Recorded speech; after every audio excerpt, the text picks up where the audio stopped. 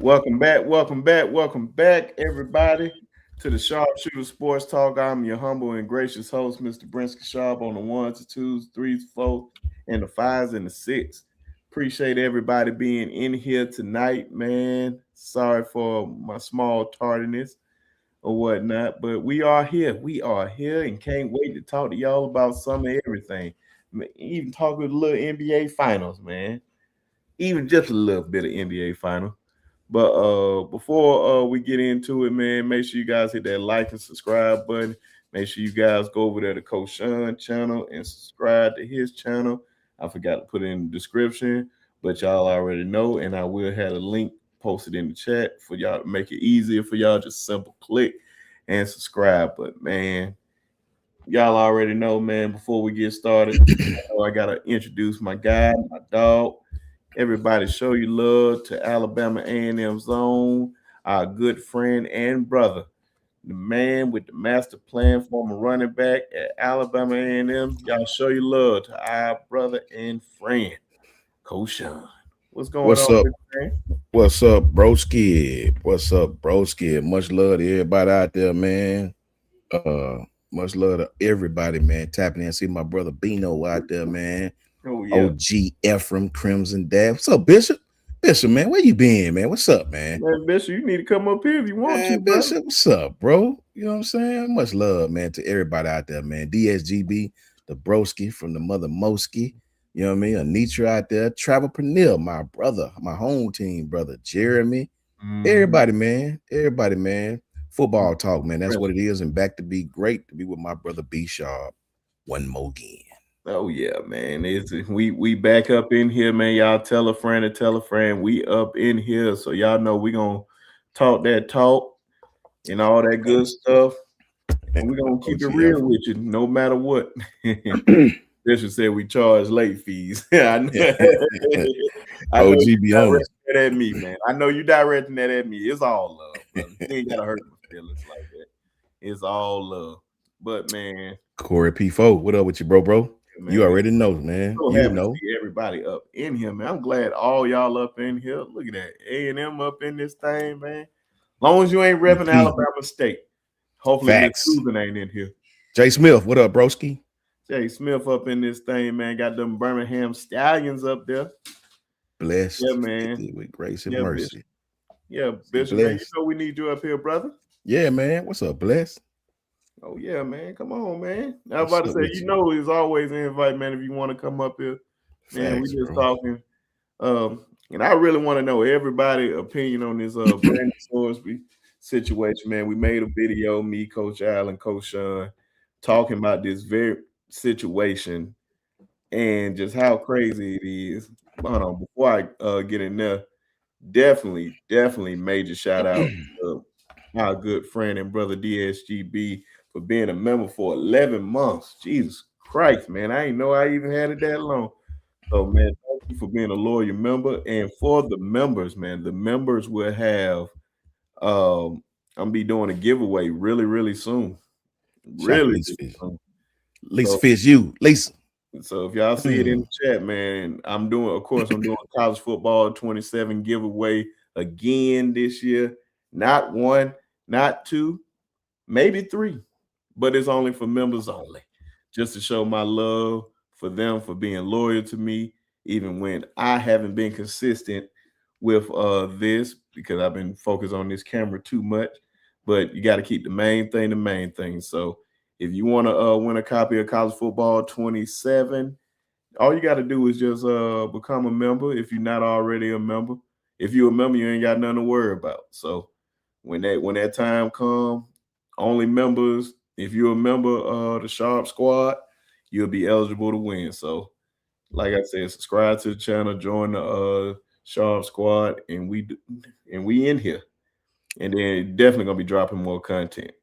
But back to this back to this Brenden Sorsby situation, man. Oh, he said send him the link. Sorry, bro. I was looking at the top of the screen.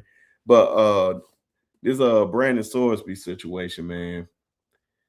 We all seen the ruling. We all know what's going on. I think I'm just loving how everybody in college football, we can all disagree on teams and everything and how everybody should play this defense, this offense, this coach good, this coach bad. But to see everybody agreeing on this one particular thing, like you got to keep the integrity of the game right here. And a lot of people just not going for what Texas Tech going doing down there in Texas, man, because it's just not good for the game and for the long run. Like you got to keep the integrity there. But Coach Son, man, just reiterate everything that you said, and I know you've seen more on it since then. And of course, uh, Bishop gonna be in on it too. So man, we got more opinions on it. So yeah, What's up? What's going on, fam? what's going on, man? Big shout out to Bishop, bro. Much love, much love.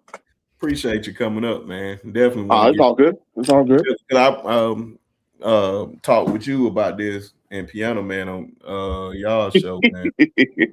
So definitely can't wait to hear more. Man, it's been the talk of the town. Yeah, and it's going to continue. The closer we get to the season, man, and we don't have a resolution on this, it's only going to get bigger. This is just small right now.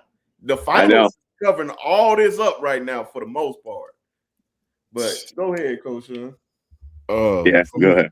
For me, big shout out to Dwight and big shout out to Lisa, man. You know, been rocking with us for a long time, man. Real. Y'all tap in with both of them. Dwight, man, he do great work, and Lisa always on the channel, motivating people to get their body back right. You know what I'm saying? Shout out to Moon Rocker, wherever he at too, man. You know what I'm saying? That's my broski. My Morehouse brother. Facts. So, I mean, for me, man, I take that personal, you know what I mean? Because Lord knows we were struggling in college. You know, if we could have bet and made $90,000, I may have tested the damn waters, to be honest with you. But you know, man, it's a lot of things you can overlook in college football, right? I want everybody to understand it's a lot that go on in college football behind the scenes that the average fan don't have a clue. It be fights in the dorms. I mean, this stuff go on now. It go on in Alabama. Whether you know it or not, your kids right now in college are getting high right now today. They're high right now, somewhere out there right now. All types of things go on in college that y'all have no clue, man. The dudes y'all see walking around taking pictures on Instagrams fought 2 days ago. That's why they so cool now. It be so much craziness going on. Yeah, you know, it's in college. But even with all that said, all it does is bond you. It bonds you with these boys, these guys. You bond with these people that you forge relationships that last until you adults. Right. But one thing that can never, ever, ever happen in any sport, man, that can't be forgiven. I think me personally, I'm a little biased to the college kids. So I hold them to a higher standard. So I penalize them worse. Mm-hmm. People that are giants like Pete Rose, you know, when you hold these guys who don't deserve a lifetime ban, shout out to Double L, man. That's the broski right there. What's up, Double L, man? Ja'Cory Williams, what's up with you? Sooners for Life, Bevo. You know, if you hold Pete Rose feet to the fire and one of the best to ever do it, right? Yeah. It's sort of selfish, bro, for you to be a kid in college with this bread. If you bet, remember Jameson Williams, he bet on games, right? They suspended him for 6 games. He didn't bet on his games. He bet on he's a pro athlete. I think they have some kind of stipulation where you can't bet and all that. So he bet. DraftKings, okay, minor, but we got to suspend you if you. When you bet on the games that you playing in, that's a whole nother realm of F-HI, you know. That's a whole nother realm of F stuff. Mm-hmm. That's a whole nother realm, family. Something that all fans need to agree on. I don't care if you're from Texas and Oklahoma, I don't care if you're from Alabama and Auburn. It does not matter. If your favorite athlete bet on his games that he play in, it's over with for you, bro. I apologize. I hate it. It could be my own daughter. If you bet on games that you played in, baby, I love you, but you got to come sit down right here. You got to come sit down. It's over for you for as playing in this sport. That is the one cardinal thing you just can't do, man. And this brother has not only did it, he did it in abundance. You know what I'm saying? Like Coach Al said, he went out and had a system where he had other people's accounts betting for him. You know what I'm saying? Yeah. OG Evans said, Calvin, really, I don't ever recall it being proved that Calvin bet on games he played in. I don't know if he did. These guys in college. He did the same thing that J-Mo did. Just bet on. Yeah, I mean, just bet on game. Yeah, he didn't bet on himself. He just bet on game. Right, man. I mean, betting on games, that's one thing, but betting on the games that you participate in, that is the cardinal no. I'm a former athlete myself. Bishop, Brinsky, we all been athletes in our lives, man. Yeah. People out there right now. What's up, Ted? Shout out to Ted. What's up, Ted? What's happening? What's happening? The SEC's in himself. Exactly. The one cardinal thing you can't do, man, I apologize, is you cannot bet on games that you play in. I'm not even gonna excoriate a kid for betting on a DraftKings or a little, betting a little money here or there. It happens, man. It happens. You want to spank them on the hand, so be it. I ain't mad at you. I ain't mad at either way. But again, the cardinal rule that all of us athletes know, from high school to college to arena league football to wherever you play, to whatever you did, basketball, sidewalk ball, sandlot ball, you cannot place monetary bets on the games that you participate in. And not only did you do it at one school, you did it at multiple schools. You did multiple bets over $90,000. Nah, bro. I apologize to his family. I apologize to him, but that brother can't play college football anymore. The NCAA has to make a point. If you let this pass and let this boy play after he bet on games he played in, which I don't think they're going to do it. I don't think they got the balls, right? If you do this, then shut the hell up about kids with N.I.L. Shut the hell up about kids with jury and getting in trouble. I don't want to hear none of that. If I'm Kirby Smart, I'm going to stand up with my Superman cape and with my hands on my head and just tell you, shut the hell up. I want to hear nothing about nothing. If you let this kid in this situation pass by the wayside, and really quickly, so I can end it up with this, y'all, all you people that hate Coach Saban, you should call him King D. That's what you should call it, King D. Because King D told y'all this was going to happen. He told you about all the problems outside of football that was going to happen. Right. He told you about the issues you were going to have from state to state with legislation. Right. Everything this man said, damn near in order. Damn near in order has happened. Boom, boom, boom. You're going to have coaches to start doing all this extracurricular stuff. The man didn't lie to you, bro. You can talk about how you can hate on him. You can Luke Skywalker can talk about all this other stuff. The man didn't lie to you. He damn sure didn't lie to you, because he looked like the czar right now, right? So I don't feel sorry for these adults. You know what I'm saying? He told you this is going to happen. When you start doing all this funny stuff, now you got state judges overriding where you can't say my boy can't play. I said he can. Now what? A whole case of nanny boo-boo going on, right? Yeah. The whole case. He told you this was going to happen, right? You can do this in this state. I can't do this in this state. Guess what I'm going to do? I'm going to transfer and go to this damn school now. Nanny boo-boo. You can't. So you got a whole case of that going on. So no, the kid can't play college football no more, bro. It's over with. I apologize. You bet on the games you played in, brother. I can't roll with that at all. Yeah, like I said, man, anytime you step into that realm of betting on yourself, I'm like, man, I don't care if you were betting over. It's like over is one thing, it's still bad, but it's hard for me to believe that not one game you didn't put an under on there somewhere. I don't have proof on that. I don't have proof. Oh, I have no type of knowledge on that. I want to put that out there. I don't know. But it's hard for me to believe that you just went over on everything every single time. Make a lot of betting easier. Yeah, man, because I know if you said throwing 250 yards and then it's had an under on there, and then you right at 245. Any of us that bet on Prize Pick, like, man, get this man out the game, run the ball or something like that.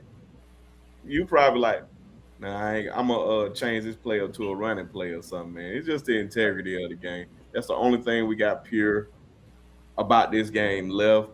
Of course, nobody's upset about these kids getting money and all that other stuff, but man, just this is just like, bro, you got to draw the line somewhere. But Bishop, I'm gonna go to you, then I'm gonna go to Tez. And Tez, I need you. I don't like that, man. Still, let me. I'm gonna piggyback off of Coach Sean, and I don't know if a lot of people have really thought about this.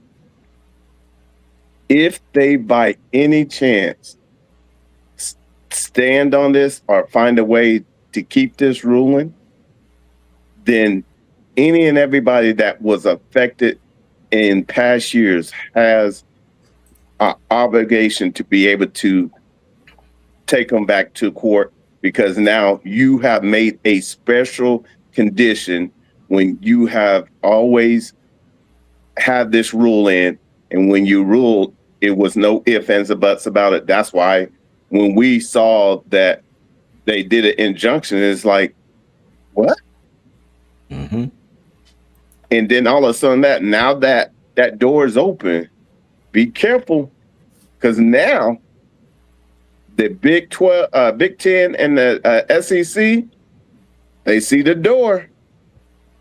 I'm telling you, you allow this to stay in this current status, what they're trying to push for in the government has no teeth.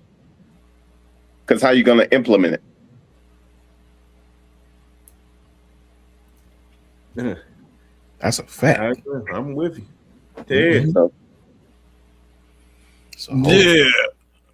So, are you asking, do I think he should play, or is he going to play? Anything dealing with the situation? Because I think I really want everybody. Because I meant to send it to the group earlier, but I know I said it on in the comment section of your show earlier. Catch the lunch breaks on Thursday. Just want to give a shout out to that. But Jay Billis is probably one of the best minds in sports. Always been a favorite of mine. But Jay Billis is a lawyer, actually. Yeah. Went to law school and all these good things. But Jay Billis talked about this situation. And I wish I could have let everybody hear that before we got up here. But to like sum it up, he basically said he doesn't think this even about to be a thing. He doesn't even think he's going to play football. It was just like the Charles Beniaco situation with us at Alabama, where he played for those couple of games because of Alabama judge gave him the approval to play, and then like the NCAA, what they doing with Brenden Sorsby now, they filed the appeal, and the appeal is going to go through. He is very confident about that, so. That's what he say, and anything usually he says I usually go by because man he usually be on point. But you can go ahead, Ted. Yeah, I don't think he's gonna play. I think the game itself is gonna police itself, right? Like what Coach Sean was saying, like this is the only thing that we have, man. like you gotta think about it. In college football right now, you can do anything you want. They got it better than they ever had, Ted. It's facts. You can do anything you want and get away with it, bro. Like in this, I think this is going to be a situation where you're going to see all of the other schools, no matter what these rulings are, all of these other schools and all of these in the conference heads, man, they're not going to want to participate in football if Texas Tech let this kid play. As simple as that, right? And I'm looking at the college football playoff committee. You know, make a statement. This would be a great time for y'all to come out with all of the, how people don't believe in y'all. Make a statement. Come out and say, like, hey, if this kid does not play, if this kid plays, he's not going to be eligible for our tournament. Texas Tech is not going to be eligible for our tournament. We're not going to consider their wins as wins, right? Those people, those 12, 13 people that sit in there and decide who gets in the playoffs, make a statement right now and see if he plays. It's a complicated situation. It's not really. What makes it complicated though is he's not the only one. right? This is the main reason that he can't play, is because he's not the only. It's too easy to gamble as an individual right now for him to be the only kid in college that is placing bets on this game. I refuse to believe that. I'm not naive to believe like this is the only kid that's doing that. The NCAA and whoever's in charge, because I'm not even gonna say the NCAA, whoever in charge of this thing is looking at this situation now and probably scared to death. That scared to death because they know that if you did a percentage on how many kids are probably betting on games on themselves, it probably would send shockwaves through the college football community. Like, so they don't want this to go any further than it needs to go. We need to get this done with and get this kid out of the news completely. The only reason we know is because he self-reported himself. Yeah. You see what I'm saying? It's not like because it's almost impossible to find out, right? I'm just gonna be honest with you. Like he had to know somebody was on. I do the prize picks. I do the online gambling. We all probably have partaken in that. When you really think about it, what's stopping you from getting your cousin or dude down the street to place bets for you in his name? VPNs exist. There's ways around this.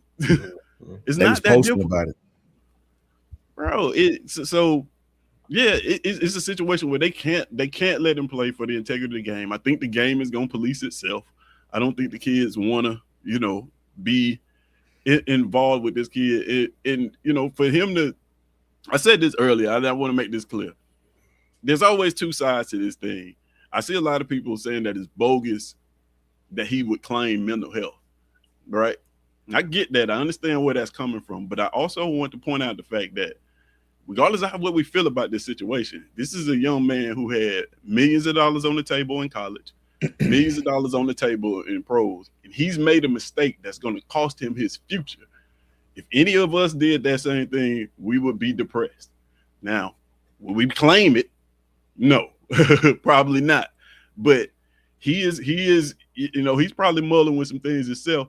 I don't know how much he won. I know how much he placed. I don't know how much he won. He may be good. He may be in a situation where, the man, he did pretty well for himself. But what I'm saying is, $90,000, I hope so. What I'm saying is, man, like it is a situation that's going to weigh on him. He got a lawyer that has been super successful in these cases against the NCAA. It's not surprising, but again, I still believe there's some integrity left in this sport. As bad as I talk about it, I believe that the kids from these other teams and these coaches will stand up and say, like, man, we don't want to participate, bro. If they on, like, y'all gonna have to do something about this, right? That's what I believe. So, yeah, that's why I feel about it. But yeah, they don't want this to keep going because, boy, it's a bigger problem. This is just the tip of the iceberg, right? Like, this is just a small. Yeah, man. Like, cause I seen guys get. I seen Ephraim put up there suspend him for a year. Like, Ephraim, this is one of those things where it's a lifetime ban because it's that egregious. You cannot do that because you know how many people put money on these games, and you know how much money they will lose if they stop doing it. That's why they do these lifetime bans on this because it'd be like you messing up the integrity of the game. And I remember Ted saying on his show earlier, talking about people already think it's scripted already. So right. if you allow this to go on, they're gonna be like, oh man, I knew it was something. Now they're gonna be afraid. Do I really want to bet on this game? And then even if he do play, do you really trust him? If even if he throws an interception, you're gonna question it. Like he probably seen the receiver wide open. Somebody just jumped that thing, but like, did he really mean to do that? See, it's too many questions.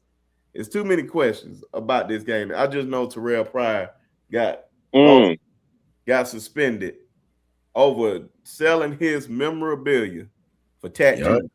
Yep. For tattoos. It's BS, man. It's BS. And it's so many other cases. Like, nobody is defending this guy. If they had allowed that back then, we wouldn't be here today. Yeah, and as much as I'm talking about him, a lot of this is on the NCAA. A lot of this, like if they would have just stopped being stubborn a long time ago, stop trying to be the big bullies on the block. Now they looking like the big P's on the block. Figure out what the P mean. But like a lot of this is on them for real too. Like I would love to be a football player right now. But the one thing I will say, and I hopefully I ain't saying too much. Shout out to Quez and shout out to Dylan. I know when they told me, like, one thing that they told them when they got to Florida, all that parlay and all that. See that's where I'm going. As soon as you get done, that's where we going. Okay. I want I like, bro. They wouldn't even. They said, "Don't do it. It's over with. Like you all doing it's over. It ain't even no question about it. Don't even hedge your bet on what happened with this guy. Don't hedge your bet like, oh, he getting away with. Yeah, that's right now. That's right now. Best believe they gonna come back and get him. I will be stunned if this thing is still going on. What's today? The 11th. Whenever Bit 12 Media Day is, somebody look up Bit 12 Media Day date for me in the chat. Whenever Bit 12 Media Day come up and this is still going on, you about to see the biggest scene of national media in the history of Bit 12 Media Day, because the coach I know Brandon can't be out there. It's no way. He's gonna pound it with questions, but the AD's gonna have the answer for something, or the head coach gonna have the answer for something, and the Big 12 commissioner, and then they're gonna ask all the coaches how they feel about it, and everybody's not gonna lie. It's so much to go with this, man. Here's the thing, and just finally saying, my fault, Coach. No, you good, brother. You good. Juice worth the squeeze. I was about to say, is he worth it? Is he really worth it? I don't think no player in the history of college football, not one single player, no Bo Jackson, no Herschel Walker, no Reggie Bush, Cam Newton, Tim Tebow, nobody is worth that much. But that's just me. I like that, B Sharp. I'm gonna use that, bro. I gotta use that. I like that. But here's the thing, though, bro. I gotta slightly disagree with Tez. Tez make a great point, but I gotta slightly disagree, man. The one thing that all high school coaches, all college coaches, I can remember even now, one of the top conversations they have in your living room I'll say more close to when you're gonna commit to their school. If a coach know they're gonna get you, is about gambling. Yeah. They don't. Let me tell you one thing they don't pull punches about: gambling. What's up, Steven? Shout out to you, bro. Let me tell you this, Jeremy, man. It's July 7th. Shout out 7th through the 8th. Appreciate that, Jeremy. Much love, Jeremy. I don't think it's a lot of kids that's betting on themselves in college football, because that's the one thing that I don't care how big of a star you are. I don't care what kind of star you are, as far as ratings. I don't care what kind of camp player you are. They will tell you straight up. They'll tell your family straight up. If you are caught gambling, if you are caught, your ASS out of here. This is all coaches. I've heard coaches in camps. I've heard Cam Newton talking about it to these kids. That's the one rule that they tell you: your stardom will never help you in that realm. Mm-hmm. I don't think now. Do I think kids are betting on games? Sure. I don't even think they tell them not to do it, but I don't even think they push the line on that. But betting on games that you play in is like the cardinal no. Oh no. That's not what I was saying. I was saying like betting on games. Period. Just you're right about that, man. Them kids is like within the sport still. Hey, do this. Yeah, you 100% correct on that. Mm-hmm. But betting on Brenden Sorsby gonna rush for 100 yards tonight, and you betting on that game and you playing, I get it. That'll get your school in trouble, you in trouble, your family. That's the one thing I think college athletes are afraid to do. And this cat, reason why I don't go for that is because this cat wasn't afraid at all. This cat had a system. I don't buy that mental health stuff. Maybe now mental health after all this has happened, mental health. Right. That's what I'm saying. Right. After the fact. Yeah, I don't buy it after the fact, because not only were you mentally healthy enough to come up with your own system, how to do it, you were mentally healthy enough to continue it at multiple schools. So Thank you. I can't roll with nothing, no suspension, none of your college football days is done. If I'm a coach in the same wheelhouse as him, I love on him and tell you I love you. I big him up much as I can, but we done. It's over with. You cannot bet on games that you play. And if I'm a coach, if I'm an opponent of his, Bishop, I will go to HELL and back to not include Texas Tech. And I'm shocked Texas supporting. Yeah, see, that's what I was gonna say is like I'm so glad you depicted he devised a system. Yeah. So he knew what he was doing to circumvent the system, and you were on your third university and was about to get into cheese of $6.5 million. Right. And what to me, allegedly, they devised a plan that, hey, you just say, hey, I got a gambling addiction. You go that way. So they have, the plausibility be able to deny and make sure that he get the leniency, being able to go to, I said, I ain't never known a gambling anonymous to be just 60 days. And now all of a sudden he won't place another bet. Yeah. Come on now. Come on now. I do want to say this though. Like it's not on. I'm gonna say it's not on me to decide whether he got an addiction or not. That's for that young man to deal with within itself. But I will say, like, a gambling addiction, because I've been around people with gambling addictions. I've been a part, like I've had my bout with gambling. It is not the easiest thing to like shake, right? So like all of the things that we say when we play like, in the game, no. I'm just saying, like we meant just straight up gambling. Yeah, I got you. Was dice in hand, cards in hand. Yeah, it was different. But I'm just saying, them dice different, boy. Them dice different. Hey, when you get into gambling like that, and then there's a point where it becomes not about the money, right? And then that's kind of when you know you're an addict. You're not addicted to the money. You're addicted to gambling, the act of, right? So it is a real thing, right? It is not something. Now, I don't know what that is for this kid. You know, when we say like he devised a plan, it's like, well, you see somebody addicted to a controlled substance, they devise plans to get that controlled substance when they don't have no money. I agree with that. But you see what I'm saying? So like, I don't know that. I'm just saying I don't know to say that. Right. It doesn't look like it from the signs I can see. I can't really just say that, but I will say that, man, a gambling addiction in itself is that would justify why he's betting on his own team and stuff like that. Right. Like, but either way it go, these things come with consequences and accountability, whether you're addicted or not. Yeah, the best lessons learned are the ones you got to pay for. To never play football again may be the thing that can help you cure your addiction. Right, so that needs to be taken away from you. So that's what I'm saying. Like, I don't want to say what he has or anything like that. But I wasn't saying about the addiction, but I was just saying we know what he knew what was wrong, and that he had to devise. Because understand, in order to be in the NCAA, you got to go through the clearinghouse. You have to get registered, and that's a background check.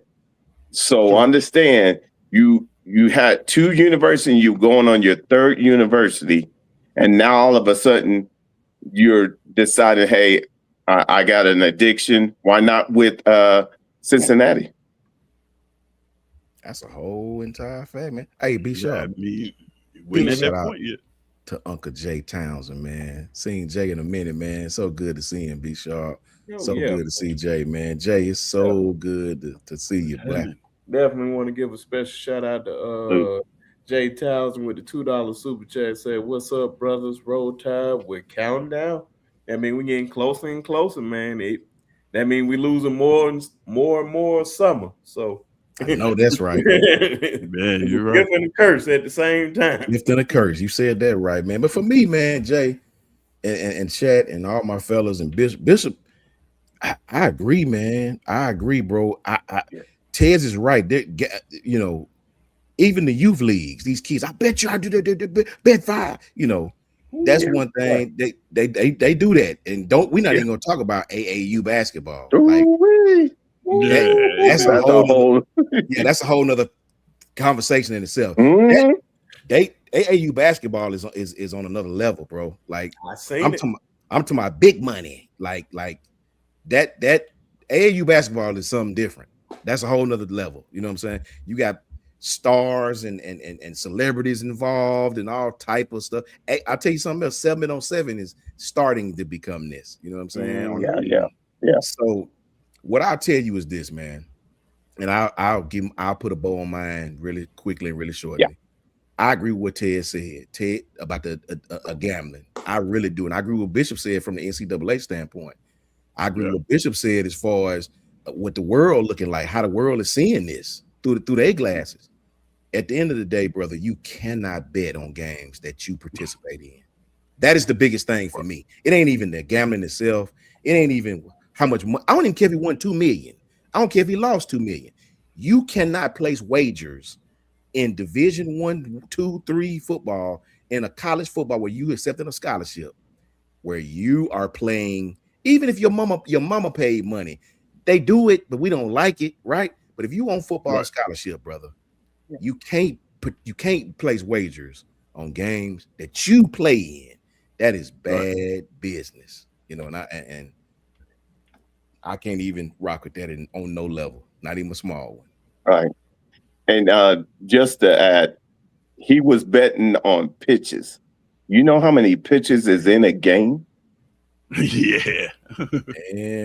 And then on top of that, to go outside of sports, he was betting on Nathan's hot dog contest. Yeah, that sounds like what Ted was. Once he said that, I was like, "Yeah, you got addiction." Because I don't know. Yeah, I ain't even mad at you. Okay, stop doing it. Me neither. Like, but whatever. Yeah. You know. Okay. Well, how much money you make on a hot dog eating contest? Like, what the bet look like? What the bet look like? but yeah, the bet on your own game, man. That took the cake right there. Like they got. Like I said, I'm not saying that, you know, whether he's an addict or not or faking it, it really don't matter. You did a thing and you got to be accountable for it. That's the all reason I'm why saying. you did it don't matter. You broke a cardinal rule in the sport. Cardinal. You got to be accountable for it, and that's just the end of the day. And it's Tez, what's the downside, Tez? Yeah, I bet you I throw for 300 this game, but what's the other side? Bet you I don't. Yeah, and that's the scary part. That's the risk.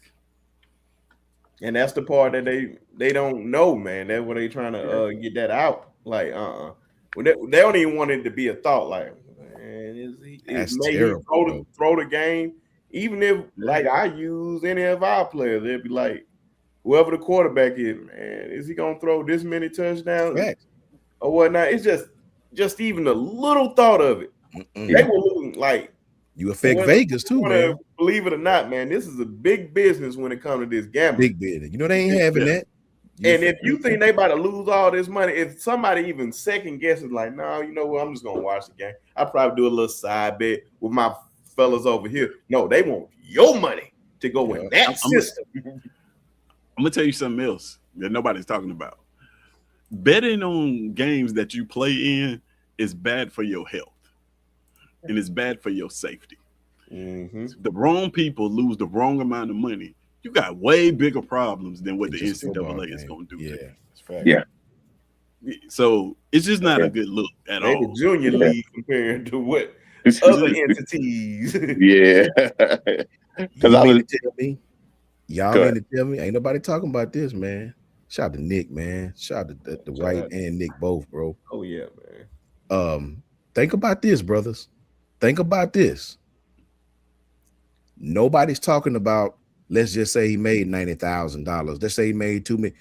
What about when the bet come in, I give you $5 million if you go if you don't throw for 300 yards. I give you $5 million if you get hurt in the third quarter. I give you $7 million if you. It's just like boxing. Them L's, you make more money with the L's than you do the W's, bro. Mm-hmm. Think about that. That's what Brinsky is talking about. Yeah. That's what's scaring them to death. When you start remember Texas Tech is on the betting line just like everybody else. When you start, affecting the game like that, man, that believe it or not, back in the day when the mafia was involved, folks lost their lives over this kind of stuff. Man, shoot, they used to Threatening get college athletes and all type of stuff. They used to get to them players and be like, and see, I think then I don't think it ain't as prevalent as it is now. It ain't that much prevalent now than it was then, because then they wasn't getting paid nothing. So you just be like, shoot, man, can you just score 12 points on this? Give you $3,000. You and give you 3,000, 5,000, maybe even 10,000 to do that. Man, what? Hey, especially with the overs and unders, and he's at 295, and the over is for 300, and all of a sudden he trips himself when nobody is around him and falls down. Bishop, look at what Trevor Peniel said. That is, man, y'all better listen. Yeah, they be checking their phone doing everything. They do. Hey, I'm just being honest with you, man. It may be, now I'm thinking about it, it may be more prevalent because now you got more things that you can bet on. Like back in the day, it was just basically the game, and more ways to bet. Now I can come out and bet the under an assist. Like, oh, okay, that's a fact. Under 5 assists. Long as you win the game, like you can do whatever you want to do, and you can score 1,000 points. Just don't get 6 assists. I can go right down here to Holmes Avenue, travel. Give me a parlay, pick 5, put me $50 on 5. If I get the 5 right, that 5 that's $250. No, that's $500. I'm tripping. Yeah. So, bruh, listen. And God forbid if I had NIL money, I put me 1,000 on there. I don't even got the math for what that is. You just pick 5 teams right. This ain't about you pick 5 teams. So, man, you gotta be careful, man. You gotta be careful. I'd see. I ain't even gonna put which cousin out there, man. My cousin had an 18 pick parlay. I was like, God damn, boy, you trying to be a millionaire, ain't you? It's all over the place. It's all over the place, man. Yeah, machines, bookies, they all over the place, bro. Yeah. I just remember, dude, they are going to some of these high school games and hearing, I got 50K. Yo, give me 3. Give me 3 tutties. This ain't big business, man. You do not want to mess up this. And that's why I don't know why, like the Big 12 commissioner, the head coach at Texas Tech, the president at Texas Tech, like, no, bro, you got to let him go. I don't care what you like, man. Yes, you got close. Whatever money you gave him and all that, bro, take it. It's good. It's all good. We're going to get it back from whatever donor. We got plenty of donors down here. We in oil country over here. We going to make that money back. You just got to just take that L, man. But they don't want to take that L. And the only thing they're doing is making it worse on themselves by the day. It's a simple statement that they can make to play both, to smooth it over. We're going to continue to get him the help that he needs and make sure he gets the help to facilitate his rehab. But he can no longer play football at Texas Tech. Yes, right. Simple as that. And let him keep the $6.5 million. You can do that. You can send him to rehab. You can do all of that to help him get back on his feet. But he can't play football there no more. Get ready for the draft, bro. You know what I mean? And that's gonna be tough, man. They was talking about the supplemental draft. But NFL team is gonna look at that and it's like, they're gonna get past that.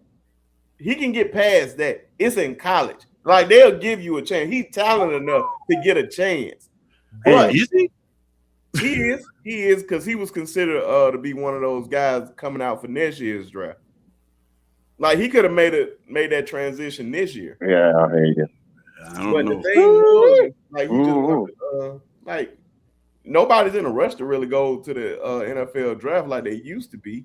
I'm about to say, if I'm not a bona fide number one first round pick, why do I need to go? Of course, you're gonna still get your guys to leave early. Like, we enjoy Jeremiah Smith this year because he's going. It's no game. Yeah, it's over with. Like when I remember when people was talking about Marvin Harrison Jr. wasn't gonna leave. All right, and we see how that turned out. Like, bro, those type of They guys trying to give him 20 million. Hey, those guys been getting that money 20 for so million. long. They good. Facts, They got it. They trying to move on to the next. Yeah. Thing. But these guys like Brenden Sorsby and all these guys, they're like, man, you know what? I can stick around 4 or 5 years, collect these checks, and then go to the NFL. Trinidad Chamberlain. He got a Man. money hit at college. Like, he making A money. 1-star. A 1-star. Man, he trying to build. They tell him 30. It ain't no guarantee, bro. I'm gonna be in the NFL like that. Let me get all this money in college, especially in these places. Let me get. If I'm an owner, I don't like. If I own the team, I like no, bro. Look, you start doing that stuff in the NFL. Oh, cats gonna come see about you. Like, that's a whole nother thing. At that level. That's a different level. Story that long about somebody keeping them on the team, like, bro, you're done. It's over. Yeah. The owner's gonna get your ass up out of there. Yeah, So that's why I say to put a button on it. Hey, listen, you on the clock, and if you don't do right, you're opening up floodgates. That's all we got to say. That's a whole fact, man. Bruh, start a podcast. You ain't lying. Why your name in the news? Start a podcast. Just let it go. Hey, bro. This is how I parlay into. I subscribe. What you spent? Tell me what you spent that $90,000 on and how your bets went. I subscribe. Just leave it. Look at Zach Smith. Look at Zach Smith, that Ohio State dude. I forgot the name of his channel. Damn, I forgot the name of his sport. Zach Smith. Yeah, you don't remember that coach who whooped the shot? I mean, whooped his wife. No, you say beat his wife with Urban Meyer.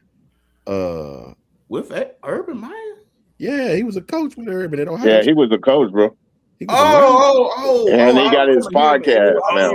Like with Major Applewhite and everything and all that. Menace to sport. It's menace to sport. Menace to sport. Yeah, I never heard of this podcast. Talked about it and everything. You know what I'm saying? You talked about beating your wife? Man, he put them hangs on his. It's nasty work out here, bro. Wow. You know what I'm saying? I guess not with my family. You ain't gonna have me hemmed up. You ain't just about to make no money off just like, oh man, I just facts, J-Man. He own somebody. Bro, he did it. Look, Steven went through it, bro. Just go ahead on. Start your podcast. That's it. Right, Brenden Sorsby's gambling podcast. Right now, you hottest fish grease. Go ahead on, do it. Look, Steven and Sooners for Life both said it. If you mess around and let this boy play, okay, everybody in the outrage, right? But they both said let them mess around and lose a game, especially when they're not supposed to lose. Man, they'll lose, boy. The whole bottom will come out. The whole bottom, bro. I just want to remind everybody, if you made it in here late, I'm about to say giving away not one but 2 copies of College Football 27 this year. But it's only for members only, just to make it fair to all the loyal members that been through there, hung in there with me. Now, I'm about to say definitely going to pick back up on the content or whatnot, but may give away a 3rd one out there. So if you want to have a chance of winning one, I don't know when I'm going to do the whenever the game come out. It's going to be close around that time. It's going to be sometime in July. Probably do it around my birthday, which is the 17th, but or probably sooner than that. So stay tuned on that. If you want to enter in on that, all you got to do is just become a member. But yeah, man. Go ahead and become a member, man, because y'all want this game. I'm telling you, this is the one. This one is gonna be on fire. If y'all ain't seen that, y'all better go check it out. Yeah, man. Well, shoot, since we talking about, man, I seen the NIL stuff on there. Dynasty mode. I know for me and Tez, one of the main things that we do that we get very, very serious about, which I don't think we're gonna be in this particular league this year. But One thing we get real serious about is that dynasty mode. Oh yeah. Like, man, Oh we recruiting the same people and all that, and then I'm literally telling him, I'm like, all right, man, you need to go on away, man. I already scouted this man, and then this man want to have a cheating format. He don't even want to use him. He don't even want to use his point to scout a person. He's like, oh, Redskins scout him. I mean, gave him a scholarship. Oh, I know he good because he scouted him. Yeah, why not? See? Hey. You don't think teams do that in real life when they see Georgia offer this kid? I don't care. Let's go take a look at it. All I know, the kitty was real big in that tournament a couple of about 2 years ago. The kitty was real big, bruh. It was $250 to get in, and yeah. That's what I said, man. Definitely give out that game this year. So want to be on it, man. I say become a member. I'm just glad it's back, to be honest. I had wore out 14. Oh yeah, man. Yeah. Wore it out. Playing 14 for years until they came out with a new. And then I think, especially when you know kids that's in the game, that makes it more. Yeah. So no doubt. Definitely, unfortunately, I got to play with the Gators to see my guys. And the first time, Tez, you know what I just thought about? You know how every year if we go to Road to Glory, and they have all these cities in Alabama, but it was missing one city out there every time. They didn't have Tuskegee in there. Yeah, now they Now this year, so they got to put now Tuskegee's in there. No choice because you got two boys. Hey, my cousin. Hey, give it 2 years. I'll be able to roll with Bama and having a Newkirk roll through. Yeah, I seen them on what's them boys channel name? Just that quick. It's another Alabama channel, man. Yeah. Cotton and them, I forgot their name. But way outside. Yeah, way outside. Shout out to way outside. My fault. Way outside. Salute. Yeah, man. They had him and his mom on there. Yeah, good stuff. So yeah, man. That's good. That's good. That was dope. Talking about their experience and everything. That's really what it's all about. I don't care where a kid go, unless it's people I know. I don't want them to go to Auburn because I don't want to have to root for Auburn. I don't care. Hey, I had to stay real quiet. People are like, Bishop, you didn't listen. I had to stay quiet. Let the young man get his props. You know how that goes. Yeah, I do. Yeah, because For sure. But hey, you got a dog, a legitimate dog. Yeah, man. And he is a film junkie. Yeah, film junkie.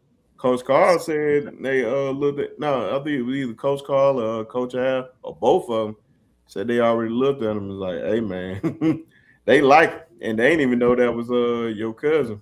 That's facts. No, I seen this one. It's all good, man.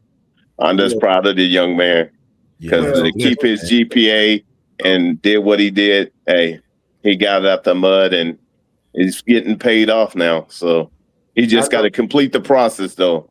I don't want to get too excited. He got to complete the process and sign on the dotted line.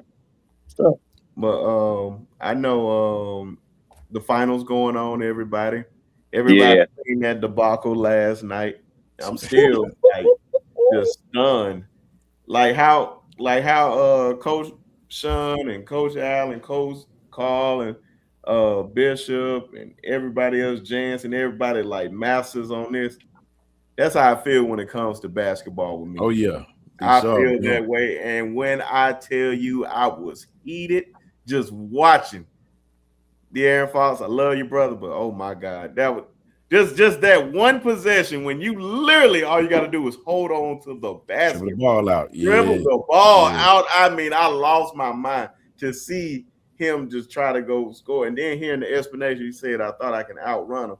Man, this ain't a track field, man. Where do you think you're going? The court ain't but so big, man. Like, where are you going, bro? Like, what are y'all thoughts on last night's game, man? Just watching that. Me personally, I absolutely loved it, and I'm gonna tell you why. I'm a Wemby hater, bro. Ooh. I'm a Wemby hater, man. I don't hate on his game. He's a great, phenomenal athlete. I just don't particularly care for the dude. I don't like when he dissed American girls. I don't like him. I sit in the park and read. I slap your lips off, 7'4" ass. You know what I'm saying? Yo, big, tall. I probably come to your belly button. I knock your ass clean. Bro, listen to me. I sit in the park and I read. Shut up. You know what I mean? American women are simple. You simple. You know what I mean? I don't like him. You know what I mean? And your name is Wemby. Wemby. You know what I mean? Now, Yeah. basketball, he's awesome. Young kid, right mentality, gonna be great. But I just don't like he coming from France. I'm from France in Great Poupon. That's in the park and read. I absolutely love the fact that New York beat them. You know what I mean? So that's all I got. Yeah. Nick, he's 7'4". He sits in the park and read, Nick. You know what I'm saying? I should, like since I sit in the park and read, I'm better than you. Yeah. Well, I got family in Plainfield, New Jersey, and all up in those parts. And when I say I was getting a play-by-play, it wasn't in the early part. They like, look, hold up. I need a little Cavassier. I need a little something. Because look, we down 29. And listen, to have New York, that was crazy. Man, salute to you guys. Hey, the ultimate haters. Hey, they stuck it together and they kept with the many goals. And then it came down to the end. Listen, man, that Bronson, I don't know what you fed him, but that he's unconscious. When he shoots, it's just like he don't care what's going on. His shot is on point. And then, they played together as a team. They never got two down, and they kept fighting back. And it just reminds me of New York, how, boy, people talk so bad about New York, but they don't have a clue what it takes to, to survive out in them streets, those barrios and highways and whatnot. And so that game was the just representation of them, all the years that everybody used to talk about the Knickerbockers. They put it on display in that entire game. They made Wemby and them flinch. It is the first time I saw them flinch where they were looking at each other like, what you? I don't know what I'm supposed to do. Play the game. But that's when you're living rent free in their mind. Wemby called his teammates greedy. I just think they were greedy. He called them greedy, bro. Wow. He likes to read in the park, Ted. Be sharp. Man, you can't jack up all those threes, man. That was just the one thing, man. I ain't gonna lie, bro. De'Aaron Fox, before I kick it to Tez, man, De'Aaron Fox probably played one of the worst second halves I have ever seen a player do, man. Because it's just like, bro, they get the possession and then they just go up there and jack up threes. I'm just like, bro, you only took 6 seconds off the clock. And then at least if you're going to jack them up, at least make them. I'm about to say, Steven, I don't know what NBA you be watching. But these playoffs been on fire, my boy. These playoffs have been on fire with yeah, 3 comebacks. Knicks came back. Facts. Yeah, they did it against the Cavs, man. They were down like 20 in that when they came back on them. Like, bro, another team can score, bro, but you got to keep scoring too. You don't want to go on these long runs. It's all about runs in these games, bro. Yeah. And they just the Knicks better get They were hard to kill that last night. They didn't care how far down they were. They were refusing to die. Man, they better get it done this year. Backed out, refused to die. Man, because the Thunder under contract with all they stars for the next couple of years. Yep. Yeah, they still good. They all young. That's the crazy thing about with the Spurs. They all young, young guys. And then this is why I like, bro. I never say a game is over until it's over, unless you like down 30 with 5 minutes to go. Right. But I seen Tom Brady do it. I seen guys just come back from ridiculous things. Like, bro, it's not over. If they still playing, it's a chance that they can win. So I'm gonna tell you right now, I see the Spurs winning I said Thursday, winning game they're gonna 5. win the next one. Yeah, facts. But I'm telling you right now, if New York somehow does not close it out at the house, that game 7 gonna be rocking. But They will. They will. I think. I don't think they can do series. it. But this series is over, bro. This series is over. Yeah. Okay. This series is. This series is over. They took their heart. Yeah, they took their heart. Is over with, bro. They can't. Man, listen.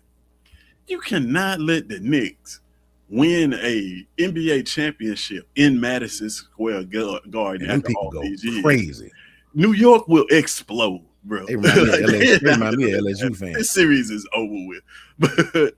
But man, you got, I said this before. When he learned how to play basketball, he's gonna be like, you ain't gonna want to watch it. He's gonna be so good at basketball. Like, I think that's the scary part about him is you look at his game and he still has so much growing and understanding of the game to do, bro. It showed up in this series, right? Everything that happened at the late in that series, you get him on the free throw line, missing 2 free throws, right, to put them up. You get the De'Aaron Fox, whatever that was about. Then you had big plays from the Knicks. When Wemby guarding him, you saw Jalen Brunson get him to left to right and just pull up from 30 feet. Over a 7'4" defender from the elbow, bro. Like, so it was like classic recipe for what ended up being the greatest comeback in finals history. So, man, that's gonna be tough because the Knicks can score the basketball. And the Spurs' best player, he does not know how to win yet. And that is a difference between being able to compete, being really good, and knowing how to win. Right?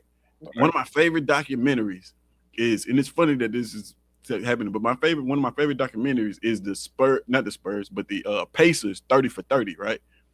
When they talked about Reggie Miller and when he, hit the shot, stole the ball, hit the shot, had the presence of mind.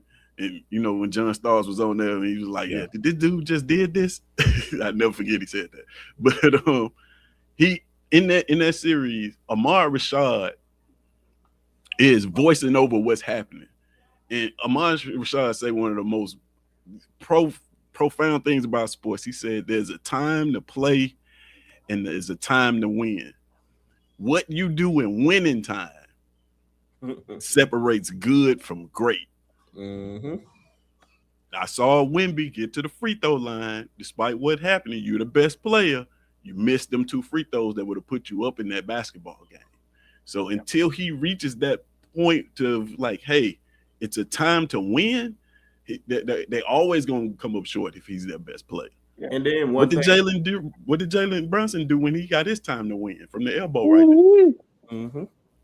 I think the one thing that I pointed out last night, I mean, you can't convince me otherwise because I watched it like so many times. Because I was like, bro, De'Aaron Fox was scared to go to the free throw line. That's why I think he really took that layup, because it's hard to just get fouled, and now you got to sit up there in front of that crowd.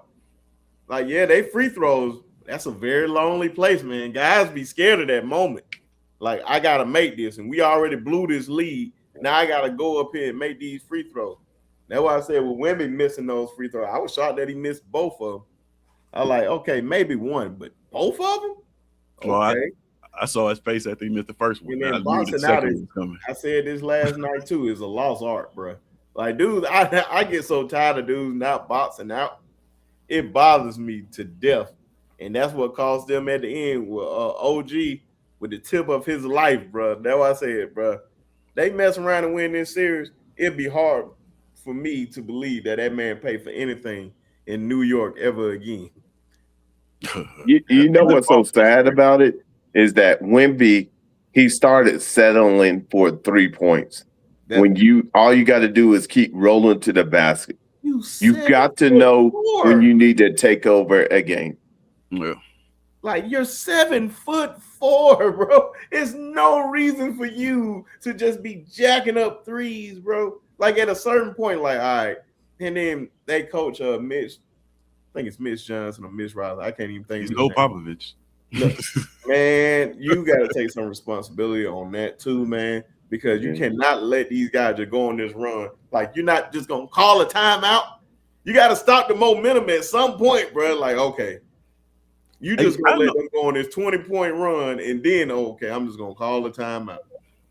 I know for a fact that if Popovich was coaching that game in that last play situation, they're not losing that game. It's not even getting there. It's not even. His plan was to put a 7'4", his 7'4" center out on Jalen Brunson to deter him from shooting the basketball. If that's his plan, he's definitely gonna put another big in the game so that he will not go ask these guards and forwards to try to box out. I know why he did make offensive glass the entire game. Mm-hmm. You bring somebody who ain't played a minute that's just big and come in here and say, man, secure the basketball, we win the game. Just that simple. And that's a tough way to lose. That's tough. Why he had him out there to disrupt his shot, man. Wemby is like, you don't want that man on you, and that can disrupt his shot. That's why I say boxing out is lost art, man. You box him out, guess what? The ball is probably gonna roll somewhere. It's only a second left on the clock.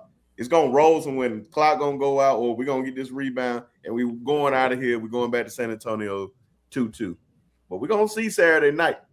Be sure. I'll tell you what. Look at Trav Panier's comment. I'm sorry. Look at Trav. Go. No. Go ahead and do the comment. Well, he took 8-3, but yeah, that's terrible. Good Lord, I didn't know it was that man. That's terrible. And they they were shooting it up. Like, man, it's 24 seconds on the shot clock. They shooting this thing up quick. Then they going right back down, scoring quick. And they were just cutting it down. Like, bro, you going to have to keep scoring if they scoring. I don't care how big that lead is. Then you score. You can score the basketball. Like 30 points. 30 points in the second half. 30 points? Yeah, that's crazy. I don't care what. And this is why when people say this dumb stuff about guys back in the day, like a Charles Barkley, a Michael Jordan, or any of these other guys, especially in the 90s, talking about, oh, these guys can compete with these guys. Bro, if you playing basketball like this, you think this game will be whatever Charles Barkley was averaging, he will go crazy right now because you can't touch him. That's what exactly. That's I hope you say that again, B. Sharp. Yes. That's why when you hear all these guys like a Jamal Crawford and all these big time NBA stars, how much do you think Michael Jordan averaging today? Oh man, 40. Oh yeah. And they say that with ease. First, you got to tell them, Bishop. You got to tell them how it was in the 90s. Why do you get excited about the rules of today? You got to tell them that you could actually, you got to tell them. Now you talking about picking up the pace of the game. Now we get more possessions of the game to score and I can touch you back then. More. Then you get touch. Like, there's no true big man. There's no true big man. I was just gonna say no true big man. It made you afraid to even go down low. Like, I take this risk and get this flagrant, but you gonna take this elbow, or whatnot, or take this hard foul because it make you just scared to even come in here. Go to the and big salute to Towns, man. Towns did a boxing out on Wemby. He did an excellent job. He was the unsung hero. People don't even see what he be doing, but he been putting in work. There's no way that Shaq plays in this day and time with all this space, B. Sharp. Those guys were some strong type dudes. And you talking about some other dudes like a Carl Anthony Towns. I remember when somebody told me, and I swear to God they said this. They told me, man, Draymond Green would lock up Shaquille O'Neal. You crazy.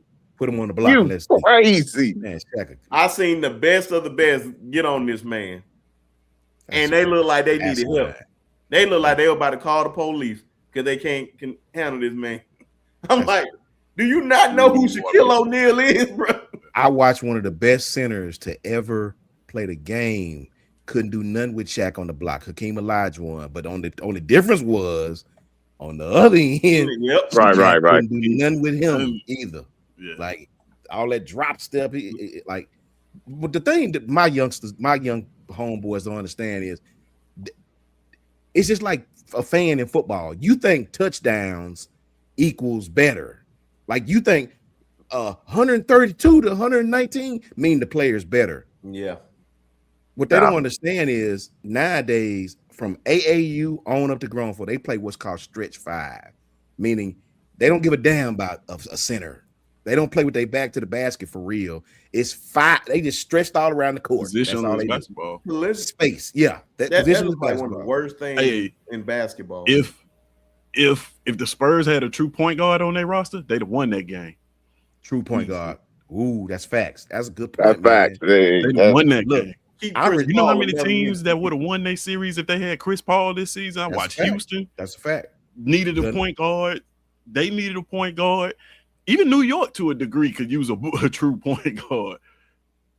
That's a fact. I tell people all the time, bro. Yeah. It's a reason why Russell Westbrook is one of the top rebounders. You know why? Because he's a guard, right? Preferably, we'll say he's a guard because it's so many threes being shot. So the ball bounce.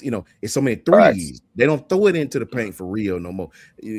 Outside of maybe what's my man, the unibrow? Anthony Davis still play with his back to the basket sometimes. Greek Freak play with his back to the basket sometimes. Jokic can do it all. You know what I'm saying? But what I'm trying to tell people is today's basketball is about, and Steph Curry ruined it for everybody. he ruined the whole legacy of basketball. Everybody can't play like the Warriors, bro. Everybody just can't. I mean, my homeboy T, shout out to my boy Terrence Jones. I told y'all about his kid. You know what I mean? Bob, he come down, he didn't got ripped the ball from dude. He a big dunker. Everybody thinking he finna rock the house. Everybody stood up like, oh, he stops at the 3-point line and shoot a 3 and missed. Yeah, man. Terrence like to went on the court, man, while the game was going on, bro. So that's today's basketball, bro. And athletes don't want to hear that. Down 1 on the break. The exact same thing you just described. Like, athletes don't want to hear that. I challenge y'all to go back and look at the Bulls versus the Knicks. Go back and look at Detroit. Look at how them dudes was, man. Enforcers. I think basketball is probably like the only sport where these guys like disrespect the guys before them. You don't see that in football. You don't see that in football at all. Yeah. You see anybody be like, man, Ray Lewis wasn't like that. Yeah, bro. Running Lot wasn't like that. Yeah, you don't see that. I was like, man, I know these dudes like that because ever since I know him running like literally cut off his finger, his finger to get back in the game. Yeah, bro. I'm gonna tell you right now, I don't love the game that much. I don't either. I don't love the game that much. I gotta take this so I can get back in the game. Facts, Trevor. Dude, oh no. Look, I'm gonna take a shot somewhere. Somebody finna be mad, be sharp. And back in the day, they wasn't flopping. Oh, you were flopping, all right. Your ass not that. When nobody flopping, grab this arm. You get up holding this. Man, I can't see somebody doing that because they're getting their ass knocked out, man. Ridiculous. I call like the last little bit of that era. Like mine is, I was born in 91, man. So catching like all these other guys growing up, like from the T-Mass to the Kobe's to the KGs, Tim Dunn. They be hating on Kobe. I know what I seen. You ain't gonna convince me what I didn't see. Thank you, man. I know what I seen. How quickly they forget, man. Bro, people have revisionist history on things. I'll be like, y'all do know is really stuff recorded. They were like, oh, he was never like that. I heard guys say it. That's crazy. That's so, bro. Okay. Man. I almost can't even talk to you if you say that. But see, we live in the day that B Sharp taught me this. B Sharp is one, this media. B-Shaw, we talked about this behind the scene, me, him, Coach Carl.